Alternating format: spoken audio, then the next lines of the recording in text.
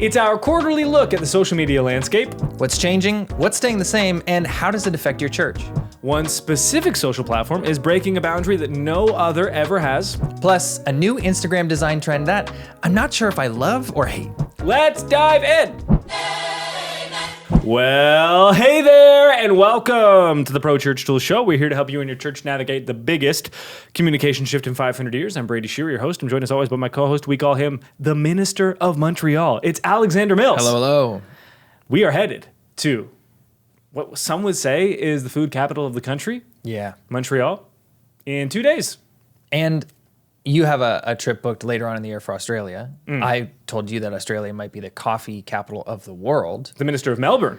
And we're close to Toronto, which is a big capital of coffee as far as the Canadian landscape goes. But Montreal really does kind of stand up pretty well against Toronto, especially for the size of the city. I'm really excited and eager for our food and drinks on our upcoming Montreal trip. We're taking a train. We're train boys. That's a first. Yeah.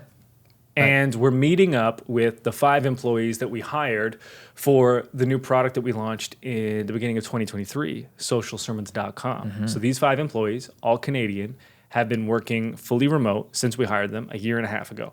I have never met any of them, nor have you. Right. They have never met any of each other. Right. So we have to assemble them to make sure that they're real, first of all. That's the first thing. Yeah. And so we also have to how do you plan that kind of thing? It's really exciting. We're going to be documenting and filming it all and including it in the brand new YouTube video series that we launched last week called Pro Church Tools Inc. The first episode went live on Tuesday on our Brady Shearer kind of main, or at least first, YouTube channel. And that first episode was titled Our Big Announcement. And the announcement was, yes, we're doing this new YouTube series, but that was not the primary announcement in that video. So go and check that out. And then the second episode that went live yesterday is called Church Website Red Flags. Next week's episode will document all that we have done and plan to do in Montreal. So check that out, support it, especially in these first 3 episodes. We want to hear your feedback. Jump in the comments, send us emails, hello@prochurchtools.com. Let us know what are you liking, what needs work as we dive into this brand new style of content. Today's episode is not a brand new style of content, though. We are assessing, as is our seasonal rhythm. Of course, this is only the second time we've done it. Can it be a rhythm of it twice? I think so. We can. We're looking at the summer 2024 church social media trends and updates. The first thing that we're going to do before we get into what's happening this season is reflect on our prediction from the previous season. So if we were prophets or not, we get to go back and retroactively test our prophecies to see if we are true prophets or not. I am not. Spoiler alert. I fear that we're becoming more like each other on this show because you're talking in just the silly tone that I turn to. So last season's prediction from both of us was coming on the heels of the big TikTok announcement or impending announcement that there was going to be a forced sale and or an outright ban, depending on if TikTok could find a buyer or not. And so our prediction, kind of jointly, but with separate distinctives, was that we were going to see a shift away from TikTok as folks were kind of scrambling, not sure, hey, is this a platform where I can stay on long term, maybe diving more into Instagram and other platforms. And I'm here to tell you that I, so far, could not have been more wrong. In fact, as I've done calls with churches, I kind of anticipated churches being more apprehensive to jump on to TikTok, because one of the common questions that comes up as we begin partnering with a new church is they're like, hey, we don't have a TikTok account. You're going to be making custom social media content for us. Like, should we have a TikTok? And I'm always like, yeah, like create an account. We'll publish to it. And if good things happen, great. Sure. And otherwise, there's no downside. With the caveat, I always say, unless you have certain ethical concerns or would prefer not to be on the platform because of reservations. And I kind of expected once this announcement officially came out, like, yeah, you sell it or it gets banned, that churches would be like, oh, well, that's actually going to happen pretty soon. No loss of momentum whatsoever. My TikTok experience has remained the same, and I have not noticed any differences on other platforms of people moving away from TikTok, perhaps because that 6-month sale window got extended to 12 months. Right. And perhaps because that means like a new president might be in term at that point, and perhaps that president who is favored to win right now, although it's pretty close, really exciting candidates watching from afar in Canada, at least. At least from an entertainment standpoint. Hey. Yeah, we always have, there's this meme in Canada, you probably never seen it if you're in America, and it's just like a Canadian standing at his window eating popcorn, but like in an anxiety tone. They'll be like, watching America again, because we're so close, like everything you do affects us. Hey. Yes. So we were wrong. Yeah, we were wrong. My participation in TikTok certainly hasn't changed. Maybe it has actually increased since the last time we spoke. I thought you like deleted it from your phone. You were off TikTok. I did, yeah. And I'm telling on myself now. That was back in spring, episode 792. Those are our spring predictions. Yeah. And that was during the season of Lent, and I was not watching TikTok during that time. I've since resumed my behavior on TikTok. Oh, well, then that means it was like a predetermined length of fast. Yes, yeah. But I think I did say, like, I'm not sure I'm ever going to go back. What I did say positively is it's never going to be on my home screen anymore, and it isn't. So I did uphold that part of my bargain. But the angle I took on my part of that prediction, because I referenced the same thing as you in your prediction, which was like we were right in the middle of this Senate discussion over the TikTok ban, and since then, like you mentioned, the bill has passed and TikTok has 12 months to make a sale or be banned in the country.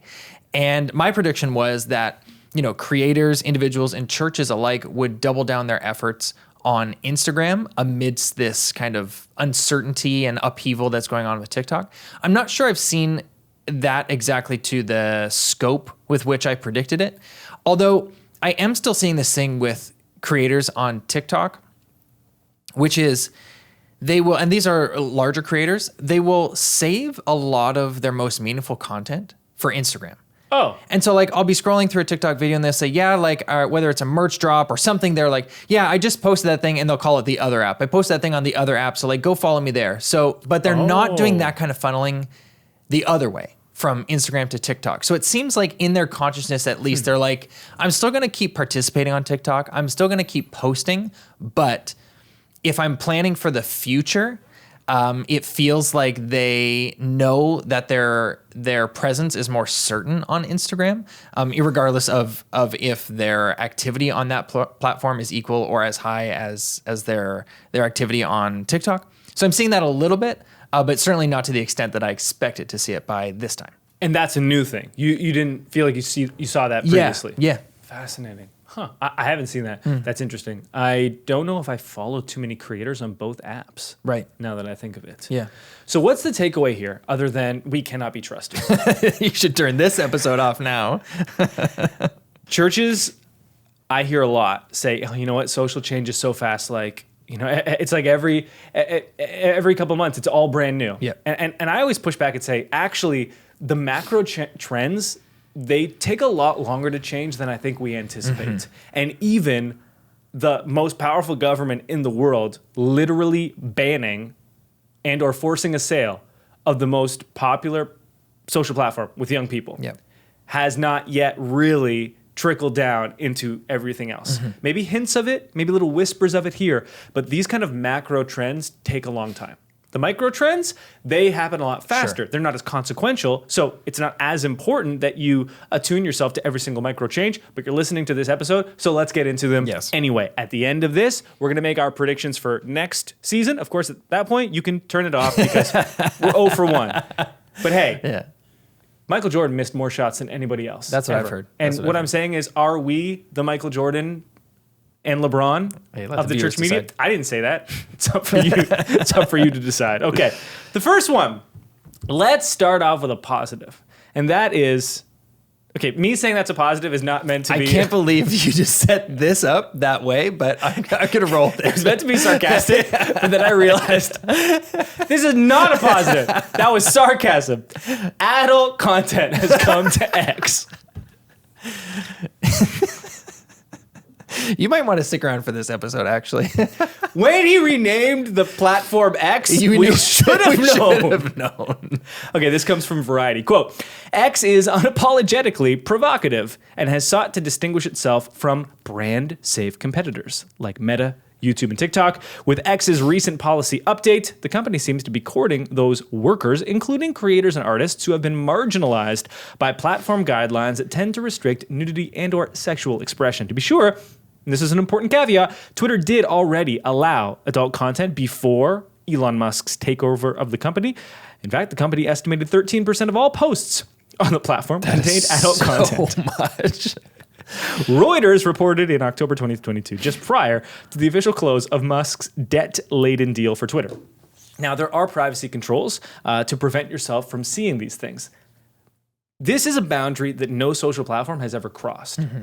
And I think there are a couple interesting takeaways from the commentary or lack of that I've seen around this, but also what it portends for the social media landscape and what it means to see a platform of kind of the big group. Yes, Twitter/X has never reached the heights of the other social platforms, right? But it is this news-breaking platform that none of the others have been able to replicate. Mm-hmm. And so unlike others, maybe like Snapchat, that never reached the heights and so kind of remained secondary players, Twitter's always been its kind of own thing because like it does this one thing that is absolutely needed in society that no other platform can do. A few takeaways. One, I have seen virtually zero commentary in the Christian space about this official policy change. Why might that be interesting? It might not be interesting because not many churches are active on Twitter. X have realized a long time ago that it wasn't a platform that was going to bring much fruit. But we see Christians and churches get very worked up about Meta and YouTube and especially TikTok's changes on social. There has been that long-standing trope of pastors. TikTok is just girls dancing. And now we have another platform that is, pun intended, explicitly coming out and saying, we are going to allow things that no other platform allows. And for the most part, it seems like in the commentary I've seen, churches seem unbothered by it. Yeah. So I've said this on the show before, and it remains true. Like I spend more time, as far as like social platforms goes, I'll maybe set YouTube aside, but we're talking, Instagram, Facebook, TikTok, Twitter. I spend more time on formerly Twitter, on X, than I do on any other social platform. I've curated it as my public square and as my source for a lot of like current events, news, stuff like that. Did you say nudes? No, I didn't say nudes. But what's interesting is over the last few months, so even before this announcement, I've seen there's been this evergreen conversation from folks that I follow saying like the porn bots are overtaking like my Twitter feed. And that's been unique for me because, and with no word of a lie, I haven't seen one. And so I don't know what I did to become immune to these explicit bots, but I know because so many people are talking about it that it is like epidemic on the platform, but I haven't really experienced it. Maybe that's because of like the size of my account. I have a rather small following, and the folks that I'm hearing talking about this have a larger following. And so they're saying like in the replies to their tweets or their posts, like they can't even engage in the replies because there's so much explicit content, but it's like it's bot content. So that's one problem. And is it an epidemic if it's encouraged by the platform? Well, and that's the thing is like now it's being, again, pun intended, it's so good, explicitly encouraged and endorsed by the platform. Come, all of you who are marginalized. Yeah. And so I saw... Pun not intended. Yeah. I deeply apologize. One of the most notable people I did see speak out about it was Beth Moore. Okay. And she basically said, like, this might be enough to, like, make me question my presence on this space here.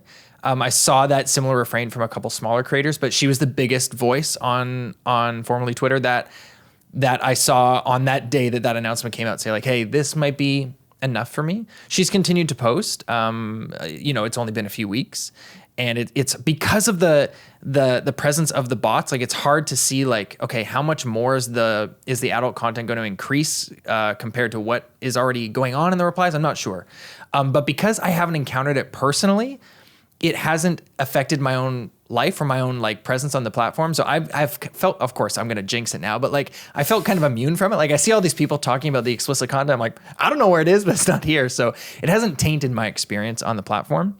That being said, for each one of these emerging social trends that we're outlining here, we are going to rate them as timeless or trendy. And I'm not really sure how to engage with this one if it's timeless or trendy, because adult content on the internet as we've known it has been timeless. Like it's really opened up the doors to a lot of folks to engage with adult content. So it might be timeless, but on a social platform like this, I I hope that it's a trend. It's something that, Elon kind of tries and maybe rolls back or repeals when he realizes that like this is not exactly how the multitudes of people are using this platform. Elon's been pretty open about the problem with bots and how you can't really stop them. Right. We're going to go to Mars, but we can't stop bots. It seems like, but hey, trendy or timeless, I would say that this is trendy because I expect this to be isolated to a single platform. And what we know about Elon is that he's incredibly ambitious, and that ambition has led to like a lot of pretty amazing developments in the world. It's also led to a very large amount of like very strange choices. Sure. And it's hard to categorize because he's a little bit is the understatement of the year, of a loose cannon. He'll make decisions and you're like, wow, that was a choice. And he likes to make them very quickly. That's, the entrepreneur mindset. It's like, hey, break things and we'll fix them after we kind of like get to the other side. So I'm going to rate this as trendy, but there is one more interesting takeaway. And that is, will we begin to see more platforms like niche down in a sense, or introduce audience or niche specific features? Instagram has talked a lot about its desire to do a better job of serving smaller creators. And YouTube is famously the like creator first social platform, the best way to earn a living as a creator. And so Instagram has tried to like take these steps and be like, in the past, we have over-indexed larger accounts and we want to make steps to give greater preference to smaller accounts. And that's like a platform distinctive. Are we going to begin to see more platform distinctives? Because we've kind of swung from only platform distinctives. Twitter is news, Facebook is updates, Instagram is photos, TikTok is videos, to every platform does all the things. And the only distinctive has not been a platform first distinctive. The distinctives have been what audiences have chosen as their preferred platform of choice. And it's a very clear generation breakdown. And that was not driven by these platforms. The platforms want everyone to be on their platform. That's why they have all the features. Are we going to begin seeing more platforms make distinctive choices rather than we are the all things to all people app? That to me is also trendy in the sense that it would introduce kind of a new wave, but it's timeless in the sense that there's always that swing from one pendulum to the other. Yeah. And we have gone about as far as we can towards every platform does all things, away from our platform literally does only one thing because we're inventing social media as we go, and we have 140 characters. That's what we do. That's our thing. So that will be interesting to track. Yeah. Next up, trendy or timeless, and I'm going to rate this right off the bat. This is about as trendy as they come. These are the church invite memes. They're so good. Specifically on vertical video. So we have a couple of examples here that we can put up on the screen. But for those listening, I'll just describe this to you. You certainly know what this is like. One of the first that became very popular was the trust fall. So imagine I'm standing straight up and Alex is behind me. And I'm going to do a trust fall into Alex's arms. And right as I begin to fall backwards, Alex turns away from me, looks dead into the camera and goes, "Trust ye not in man, and trust in God instead. We'll see you at church this Sunday." There have been any number of permutations on this. Perhaps the most disturbing one that I saw was an infant who was puking. Pretty sure I sent this to you. Oh, that was you. Thank you for bringing that into my life. I appreciate that. And no explicit content on my feed. Okay. Just topical for me. I have a puking baby at home. So and the puking baby transitioned from that recording into coffee creamer entering coffee. So again, topical for you. Pastor's holding the coffee and goes, "We've always got hot coffee here at Cornerstone Church. We'll see you this Sunday." A couple fascinating insights here. I have never seen churches take to a trend the way they have taken to this. Oh yeah. I will scream from the rooftops any and every possible encouragement that I can. Churches, here's a template. Follow this. Spiritual practice this. When churches have a path, and it's an encouraged path, to use social to invite people to church, they will go to any length to make sure that it happens. Or do it like 12 months too late. It's be like, that's not a trend anymore. The amount of creativity that's been going into this, just so they can say, the church "Come ones have visit been us the in best. church." Like, they've been better than any of the rest.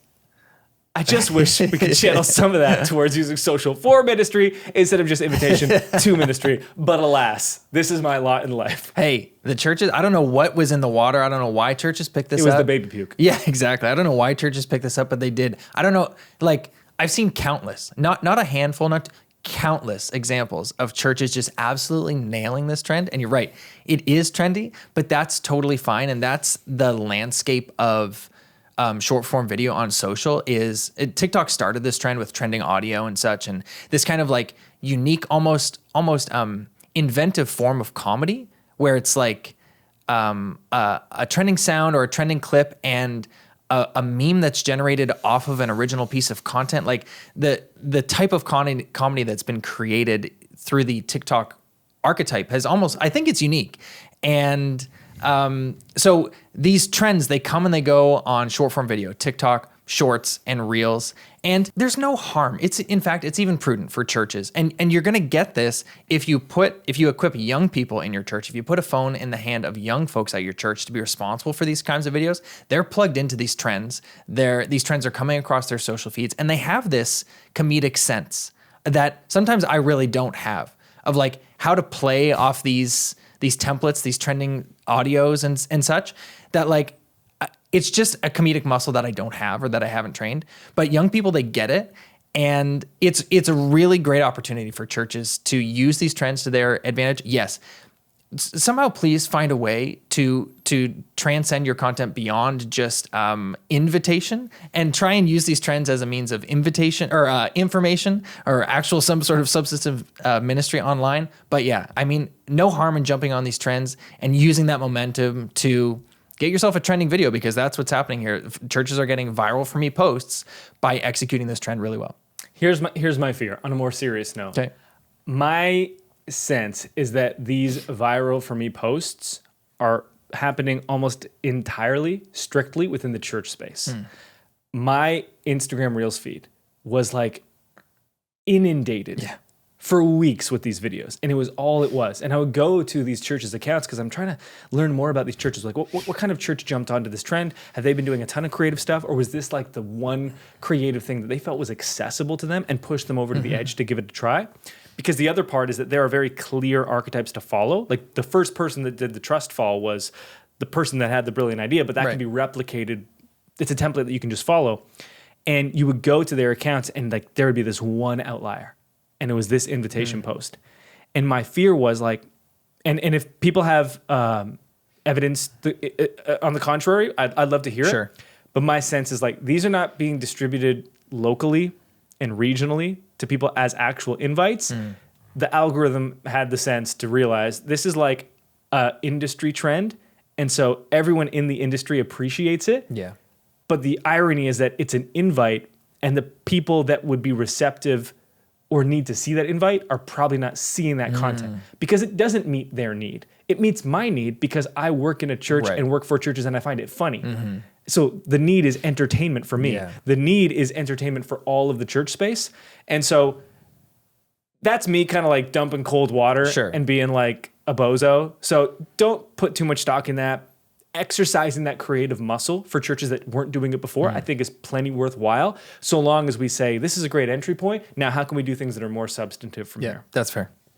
Okay, next up on the updates and trends for summer 2024, we've got Reels split design. So this is a new trend that I have seen becoming more and more popular. I have seen it from multiple creators. I've seen it in the church space and outside the church space. We're going to put an example again on the screen for those listening. I want you to imagine a vertical canvas for Instagram Reels. Now imagine that canvas vertically is broken up into thirds. The bottom third, imagine a wide shot like the wide shot of this podcast. So a wide shot of two people doing a podcast. So this is the typical type of shot that would not fit on a vertical canvas because it is way too wide. So you have to shrink it down. Now it only fits in the bottom third. At the same time, the remaining upper 2/3 of the canvas that are unoccupied at this point are a close-up shot. So if I'm talking, that upper 2/3 is a close-up shot of me, and that bottom third is the wide shot of both Alex and I. I don't know if I love this trend or if I hate this trend. Because on the one hand, it keeps stopping my scroll. Okay. But then I don't know where to look because there's no primary focal point. I want to look at the wide shot because that's giving me more information. Yeah. But I should probably be looking at the close shot because that's more like size appropriate for my mobile device. We've talked about this sometimes with the right zoom on a sermon clip for social. Yeah. And that you don't want it to be like really too far away because it adds this level of distance. There's this proximity effect where you want the person to feel close enough to you as you hold them in your palm that it feels like there's intimacy there. Like they're talking in a way that you can hear and then they're not so far away. Yeah. So I don't love it because there's no clear focal point, and I do find myself like going back and forth. Like I don't really know where to look. On the other hand, I'm like, this is kind of cool. Do you think it's stopping your scroll because it's a pattern interrupt? Just because it's like, oh, I haven't seen too much of this before? Yeah, I put about 80% of it into that. So that's interesting because, I'm thinking about this in the context of church. Okay, like the clip we showed, it's a podcast clip. So like you said, similar to ours. And so maybe your church has a podcast, and so maybe that's like apples to apples for you. You have a direct example for that. But if you don't, I'm wondering, like, how does this apply to churches? We talk so much about posting short form sermon clips to your church's Instagram and Facebook and TikTok pages.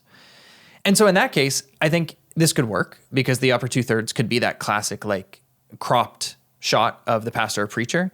And the bottom third could be a more wide establishing shot of the room to give your viewers more information, more context of like, oh, maybe they're coming across your church for the first time. What does the room look like? What does the sanctuary look like? What is the complexion of this church? Because if it's just cropped in, I'm not sure if it's a small church or a large church. So maybe that gives a helpful piece of information. The reason I ask about the pattern interrupt is because if we're posting short form video clips of the same space every week at the same crop, it over time could very well like become common to your followers or the folks who are seeing your content. So mixing in one of or two of these types of split posts every once in a while, or maybe one a week if you're posting 3 sermon clips a week, maybe that's enough to just provide a little bit of a pattern interrupt to stop someone who is going to otherwise scroll past it because they've already seen one of those sermon clips this week. Maybe just the content's the same, but maybe the design, the way you're displaying the video, if it's the most effective for like concentration or not, maybe it's enough to stop the scroll. I'm not sure. Certainly something worth trying, and no harm if you try it. Because I agree. I think it's visually intriguing just because it's unlike most stuff I'm seeing right now. But practically, like you said, it's like, well, where am I supposed to look? And does it matter if I look in the right place or the wrong place? Where do they want me to look? Well, maybe that doesn't matter if the point is just to get you to stop your scrolling to ingest the content. There's definitely merit to the idea of providing context in that wide shot that you otherwise wouldn't get in the close shot, because this does happen if you have a podcast where there are multiple people and the clip has just one person talking and you're like, as the audience, are they talking to an empty room? Mm-hmm. Are they talking to somebody else? Is there multiple people? And then they'll cut to like the other person. You're like, oh, wow, they came out of nowhere. Right. Because the canvas doesn't afford that level of context. And so this does have merit in that respect because you can see, oh, this is the close-up. I'm focusing there, but they're obviously also talking to somebody else. Obviously, this is going to be in the trendy category. I wouldn't expect this new design style to be like, oh, we've been doing it wrong this whole time. No, there was a reason that we've designed posts the way that we have so far. I will say it is a bit disorienting as you try to bounce back between one and another. I've found myself not paying as much attention to the content once I have stopped scrolling because I'm like looking back and forth like a tennis match, like left and right, except in a tennis match, you clearly have one person hitting back to the other. There are two things happening at once right now. It's like trying to watch multiple football games on the same screen. NBA is over. We're a couple months away from praise God. If you try to watch 2 football games at once, what inevitably happens is you watch one play at a time. You can't watch 2 at once. And what's strange about these clips is that the same person is talking in both clips. Right. But one's close up and one's not. I don't think that this is like the new unlocked version, that like this is absolutely superior. In fact, I think it's clearly inferior, or else we would have always done it this way. That being said, it is novel. And any novelty does mean you might be able to stop the scroll. My fear would be, does this stop the scroll? And it's superior that way. And you can tell more views. But what we can't tell maybe is like, is it effective in sharing Sure. the message because people might be so disoriented by it? Yes, they're stopping, but are they stopping for the right reasons? Okay, what about this? You know I love a hybrid approach. Oh, May I suggest a hybrid approach? interesting. First 3 seconds, you do your split screen. You give the context, you give the information. This is a podcast interview. There's 2 people in this interview, or this is a church of this size, because we all know a small church can design a stage that makes it look like a big church if you're just cropped in on the preacher. So you give information. This is a small church, although maybe we've got an LED wall or whatever. And then after 3, 4, 5 seconds, boom, full screen on the subject. And so you just show that establishing shot as a split screen for the first 3 seconds, 4 seconds, 5 seconds of the video. And then the rest, 25 seconds, you just punch into the crop shot. A hybrid approach. I think that's better. As I'm thinking about this, though, am I going to be able to put a hook on the screen if I also have 2 shots already? Yeah, that's fair too. Like, I feel like I have to abandon the hook and just have captions. Right, Because and the example we showed, that was Stephen Furtick, and so his face is the hook, right? Right, he doesn't Yeah. need a hook Yeah. because in this space, he's stopping the scroll Yeah. just being him. But right, like, if I have a hook on screen, the hook is meant to be the focal point. That's what's supposed to stop Yeah. the scroll. That's meeting the needs of people. If you're stopping people with unfamiliar design in familiar places, sure, that's a fine starting point, but that's, again, going to be inferior to the hook. Yeah. I think I'm stopping because as a creative, I'm like, this is different. I just don't, I would probably not encourage churches to do it. Like, I'm not going to rush, I don't think, to start distributing this style of template to our churches and be like, hey, let's start doing it this way as well. Right. That's fair. Okay. That's why we talk these things out. Because I said, I don't know if I love it or hate it. I still think it's pretty cool, but creatives, we have to serve our audience over what we think is cool. That's right. I don't think it serves people as well. Okay. YouTube thumbnail A/B testing. Let's go. We have had to use third-party tools for so long. YouTube had introduced this to a very small number of creators last year. It is finally rolling out. I tested it this morning, and I had it. Quote, YouTube is finally rolling out the ability for creators to test and compare how multiple video thumbnails perform. The company announced on Tuesday. The feature was first announced last June, but at the time it was only available to a few hundred creators. With the new tool, which YouTube calls a thumbnail test and compare, creators can test up to 3 thumbnails for a video. YouTube will show your chosen thumbnails evenly across your video's viewers, and then will select a winning thumbnail based on which one generates the most watch time. Okay, So did you use it on today's video? no. No. So you haven't tried it yet. You just have it. I think I'm going to try it on the main channel. Okay. And this is what I think many people will say as they're listening to this. Creating 1 thumbnail is hard enough. Yeah, honestly. Oh, sure, I'll create 3. Yeah. So let's talk about this. Yeah, you're going to go to the effort to create 3 thumbnails, and the effort it took to make 3 mediocre ones is the same that it would have taken to make 1 great one, probably. That I think that has merit. There is a way I think of doing this well. Okay. So let's establish first that your thumbnail and your title are so important. And on YouTube, like literally half of what you do, there's the 80-20 rule. It applies probably perfectly here. Like the videos that perform well for us have almost nothing to do with the content. It is always the presentation. Yeah. Don't judge a book by its cover. Literally no one has ever paid attention to that mantra, and everyone judges a video by its thumbnail. And so any extra 5%, 10% performance is going to be worth your time and effort. And what's really interesting to me is how YouTube is choosing the winner. It's not click-through rate. It's watch time. That's what YouTube wants most. We talked about this on last week's episode. The reason Instagram is prioritizing as its number 1 metric shares. By the way, it still says shares in a part of the app. That's because it's it's the logical word for it. Maseri's deranged. Is because they think that metric is most valuable to the overall community. And YouTube has been clear about this before, but you can see it right here. Watch time is what they care about most. So you might have, and this is related to the last trend, you might have something that gets more clicks, but people aren't watching as long. YouTube's saying that's worse. Yeah, it's not a good signal to have a thumbnail or a title that earns a click, but when the click is followed through, the watch time drops off because that's a signal that's like, oh, this isn't what I was expecting based off the thing that made me click. So call that clickbait if you want, but that's what that signal means is like, oh, this isn't exactly what I was expecting to see here. Right. And to the last trend, it's like, yeah, this design might be novel and get people to stop the scroll, but if it's disorienting or not as easy to pay attention and focus, you're not receiving the message. Yep. You're likely scrolling away. So is it worth it? How do you actually make use of this without becoming a professional thumbnail designer who does this full time? Okay. The key with A/B testing, and this is not unique to YouTube, it's universal, is that the tests are meant to be very small. You can only change one thing to actually get data. So it's less about designing two separate thumbnails. That's actually not what you want to do, which should be a sigh of relief for every one of us, me included. What you're trying to do is change something very small. So Mr. Beast did this, and his big discovery last year as one of the creators that had early access to this was that he would do an identical thumbnail, and on one, he'd have a picture of his face with his mouth open, and on one, he'd have one with his mouth closed. And historically, all of his thumbnails were ones with his mouth open, making this like big expressive facial gesture, facial expression. And what he found was the closed mouth was delivering greater watch time. Wow. And that was all he changed. So we had a thumbnail for the debut episode of Pro Church Tools Inc., the new YouTube series. And it was a picture of me, and the video's title was Our Big Announcement, in brackets, Finally. So 3 versions of this thumbnail. Could be number 1, just the photo of me. Number 2, the photo of me with the text.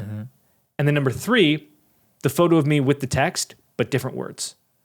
So instead of saying Our Big Announcement as the 2 words, it could just say Finally. Or if I didn't want to make 3, just one with me with the words, one with me without the words. And I could run that exact same test for 10 weeks, 10 videos.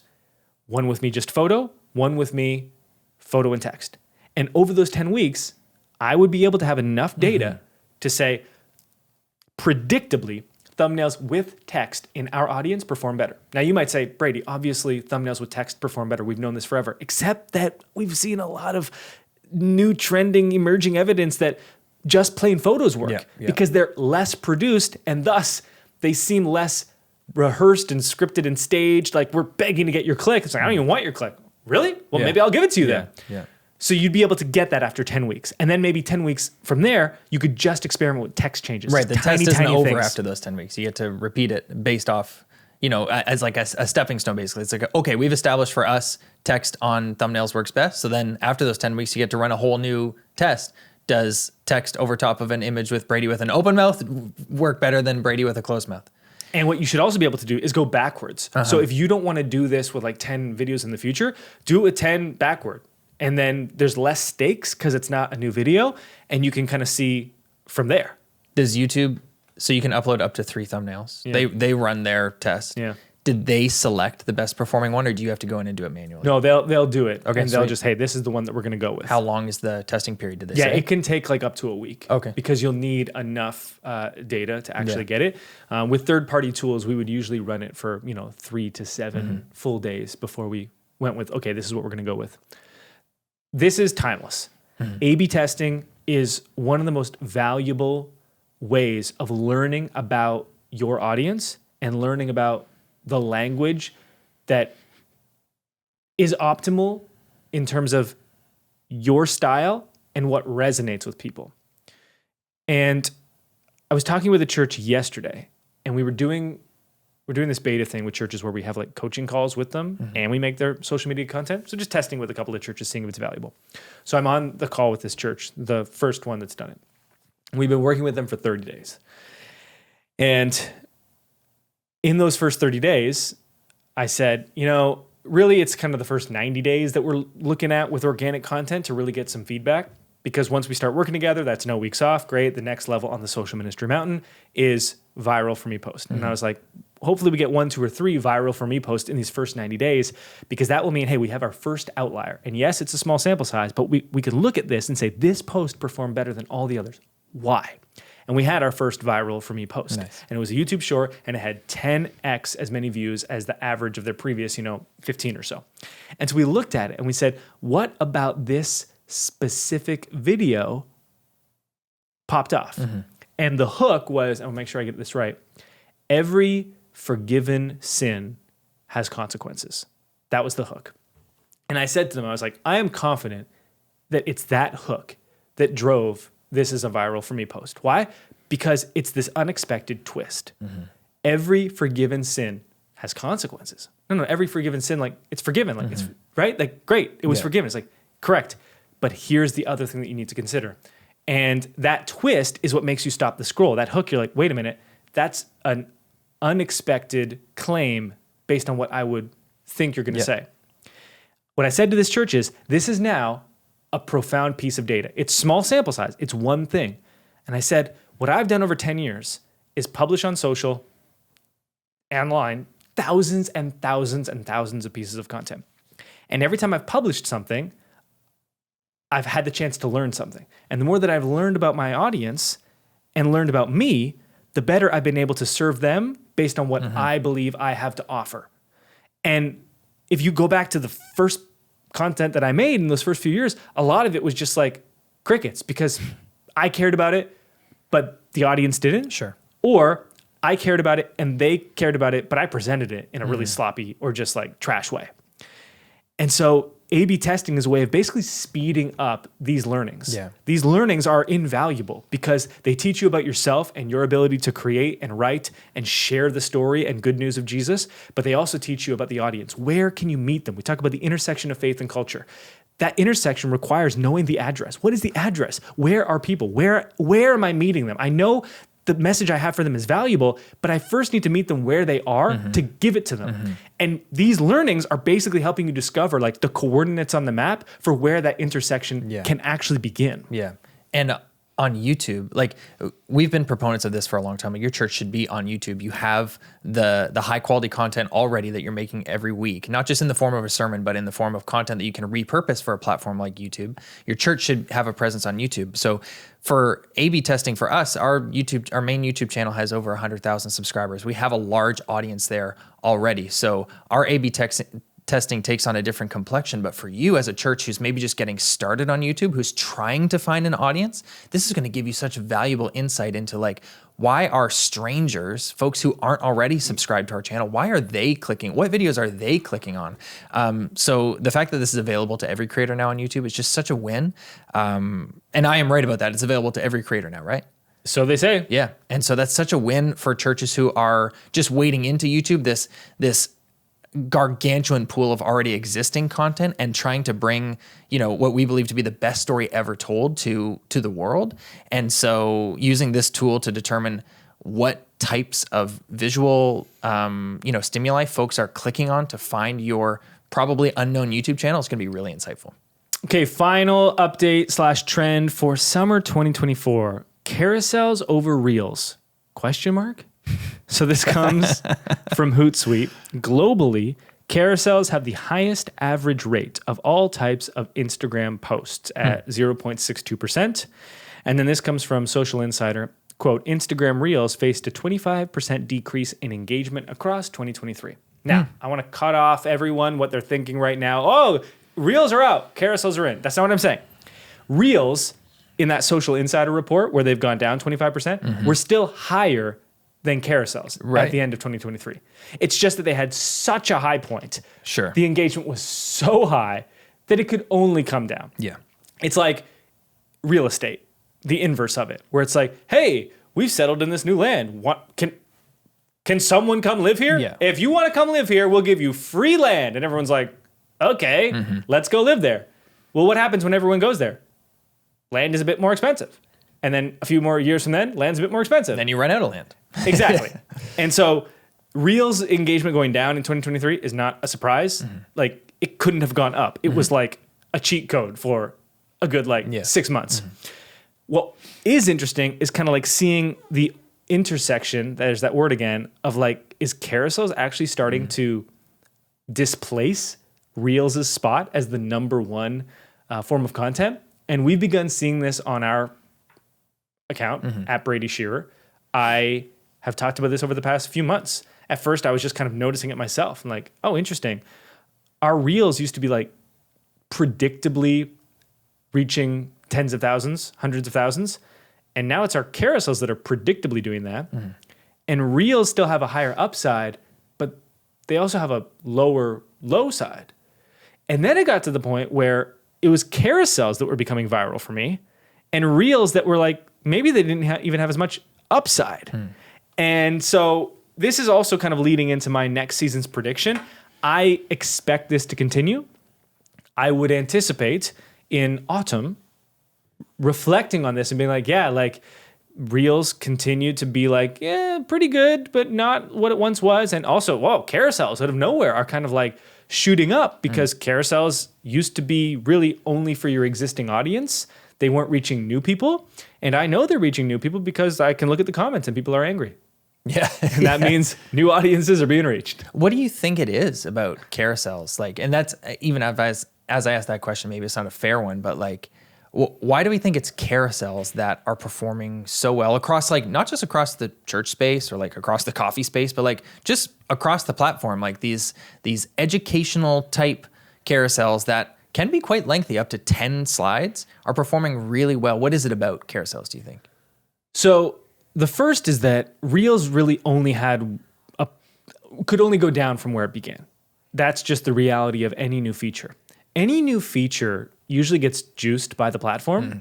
And so it's not always reflective. How often you see it is not always reflective of how much people want to see it. It can be partly that, but also pretty heavily influenced by platforms being like, this is an important feature for us. We need to, in this case, rival TikTok. So you're going to learn to like reels. You're just going to learn to like them because they're here. And then after a couple of years, the platform can't juice it that way anymore. Or more likely, they have no need to juice it that way anymore. And so what kind of settles in is, how much do people actually like this? And so maybe what we're seeing is partly the audience being like, yeah, reels are cool, but like they were never like as cool as Instagram made them seem based on like, you would think that's all we wanted in our feed, but that isn't all we wanted. And then the second thing, and this is the obvious one, Instagram has copped to this. We've seen it anecdotally. Every carousel gives you multiple bites at the apple. You have your first slide, the second slide, and the third slide, Miss Ari said in a recent interview. All three of those can show up on a feed. And I texted you the other day. I sent you a screenshot. I was on my personal Instagram feed, and a post that I had liked from our church. I had already engaged. The heart was red. I had already engaged with the post. Was it 3 days later? They gave me the second slide of that carousel in my feed again. So it's not like I scrolled past it and didn't engage with it, so they're giving me another chance. I literally engaged with it. I liked it. And 3 days later, they sent me the second slide in that carousel. So it's like, it's almost a bit of a hack of the feed in a sense. You're never going to see the same reel twice in your feed. But you will see the same carousel once, twice, and up to 3 times, even after you've engaged with it, which is pretty unique. Now, I will say, for me as a creator, carousels really align with my approach because I love to write. And so translating that to carousels is pretty easy. I still think churches, like, the content so easily goes to reels. It doesn't so easily go to carousels. So this is where, just because there's a trend happening on social, it might not be the best trend for you. For the longest time, I've wanted carousels to perform better than they did because, like, I'm really good at writing and I can format a lot into a carousel post, take something that is complex and make it easy to digest, make it compelling for people, make it memorable, and thus the content performs well. Precisely. Sendable, some would say. On Reels, I can do that, but I just don't know if that's like where my strengths naturally go to.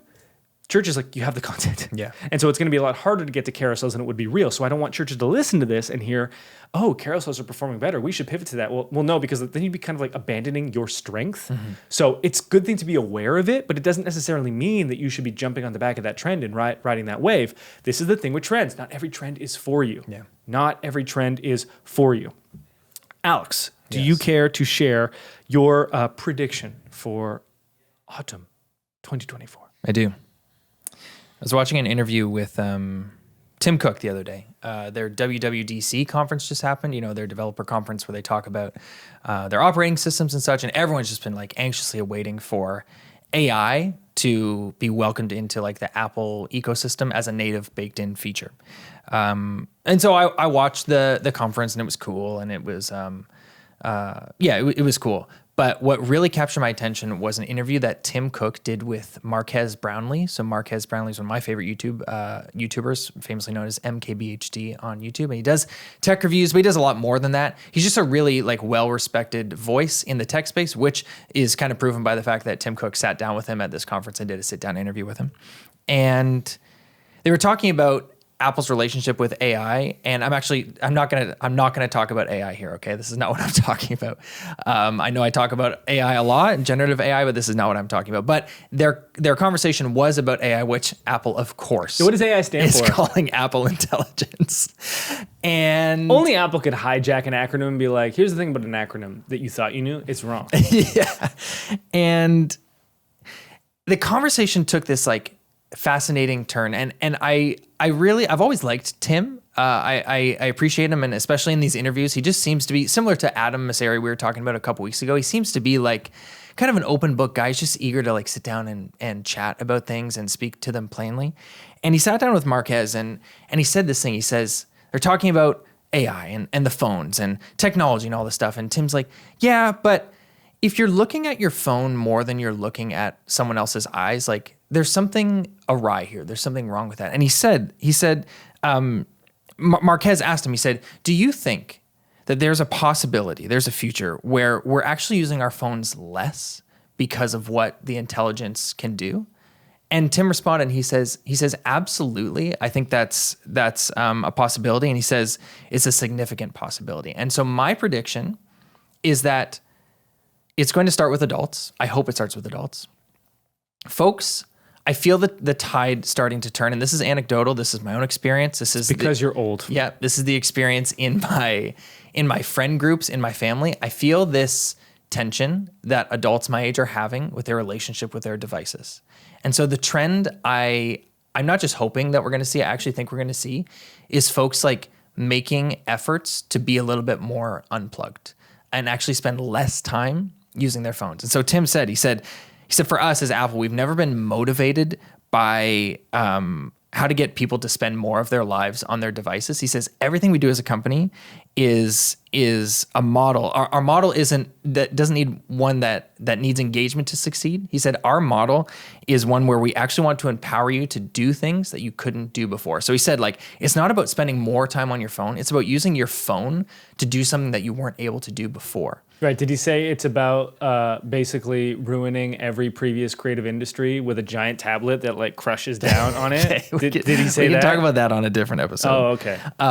But this is who you're listening to. But I did, and so his whole thing is like the intelligence that we're baking into the phones. He's like, it's actually designed to do a little bit more of the work for you to, in theory, get you to use your phone less. So he talked about his own experience with screen time and the way he manages notifications. He's like, yeah, these features are built into the iPhone, into our operating systems to actually get you to use your phone less.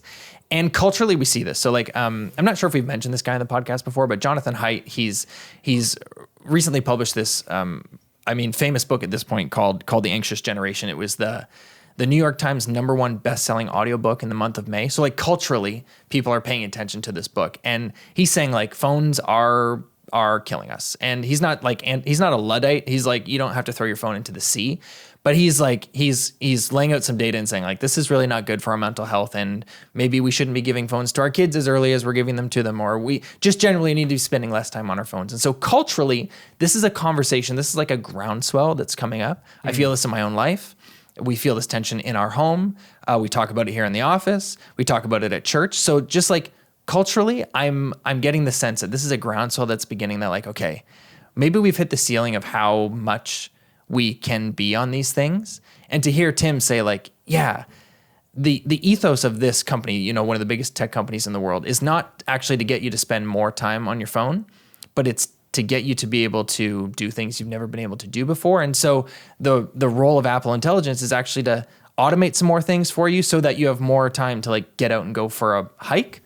I'm encouraged by that. And that's my prediction, is that culturally, folks are going to find more ways to become a little bit more disconnected. So maybe that's like, at family dinner, having a bowl where you put your phone in the bowl. Or maybe that people go as far to like buying, what's that new phone called? The light phone. Have you seen that?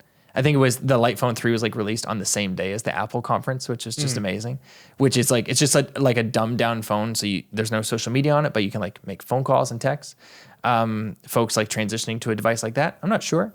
Now, certainly if we experience like a cultural movement that Jonathan Haidt would be in favor of, that folks really are trending away from spending a lot less time on their phones, that's going to have an impact to like how we engage in ministry online. So like the reverberations we'll feel in churches. But that's kind of my prediction, is that maybe we've hit the ceiling for how much time we can spend on these things. And folks will end up trying to find more creative ways to spend less time on their phones. There you have it, ladies and gentlemen. By September 22nd, 2024, Alexander's predicting that the phone problem will be solved once and for all. Right. Just keep in mind, this comes from the man that in the last season reinstalled TikTok after saying he was giving it up. That's right. Color me skeptical. I did find myself becoming more convinced by what you were saying as you laid out your case for it. I do think that there was a lot of meaningful and correct sentiments in what you had to say. I think broadly, we are the first generation with phones, and like we had no cultural, psychological understanding of their effects. And absolutely, we are going to come up with like better mechanisms and measurements in the way that we have with everything. Yeah. Even in the quote unquote most free country on earth, like, hey, you got to wear a seatbelt. We learned that was important. Hey, drinking and driving. Justin Timberlake, not a good idea. Geez. Not a good idea. And we put into place these measurements to help us protect us from ourselves. And the conversation with devices and children is a huge part of that. I would say that as we get older as a generation, we feel the weight of, hey, these devices have like not delivered on every promise that either explicitly or implicitly we felt they were giving. I think that is often happening like within a certain age group, and then we apply that to like all age groups, and we think that same conversation is happening with Gen Z and with Gen Alpha, and I actually think that may be misguided, and we think because we were the young people 10 years ago and all of society's like spotlights were on us, and now we're in our 30s and like we're still operating in the same way, and we're like, hey, this is the conversation we're having as young marrieds and young parents, and hey, we bought our first or second home, like, and that might not be true of all of society, and we might be a bit siloed in that respect. Yes, but you just said it, we are young parents, and so what we believe about these things is how we parent our kids who are the next generation. And so like that's Jonathan Haidt's whole thing about like when to give a smartphone to a child, like when to allow them to have social media access. And so like how we're talking about it amongst ourselves as young parents and how we're embodying it in our own lives actually informs what Gen Alpha's relationship with those things is going to be, at least in our homes, because we have the power to give them the device or not. Yeah. Listen, it's not going to happen by September. By September 22nd, 2024. Hey, but there are some parents listening to the show who like they have kids going into grade 9 in September, and so they may be making a choice. Like, sure. Am I going to give them a phone for high school, or am I going to wait to the age 16, like Jonathan Haidt suggests? Or so parents are dealing with this in real time. My brother is 10 years my senior, so their oldest is in that situation. He's just graduated grade 8 this week, going into grade 9. So like folks are dealing with this in real time. We're not quite yet there as parents. Our kids just aren't quite old enough yet, but we know that like so much more is caught than taught. So like our relationship with the phone is the relationship that our kids are going to learn even before they have one. So yeah, our oldest is 3 or 3.5, but like he's already learning about 3.5. I know, but he's already learning, like he's forming a relationship with my phone. Sure. And that's a mirror of my relationship with it. So yeah, I did look into a light phone. I can't do it. Yeah, because it can't install TikTok, and you just pretty won't much, yeah. that. But the idea is compelling. Well, once they have the firmware update to install TikTok, Exactly, surely I'll be good. Yeah, that's all I need. Yeah, texting and TikTok. Yeah. You guys can't see his face, but that was one joke too many. He was just like, "Yeah, I get it. You can move on." So we will move on. Thank you for your time, attention, and trust. We'll talk to you next Wednesday. Listen, were mistakes made in the Dominican? Yes. We learned from them. And what we've learned is that your tattoos need to be out for our videos to do well. So it's actually important. Honestly, I mean, nobody cares about what I have to say. Yeah. I'm just eye candy.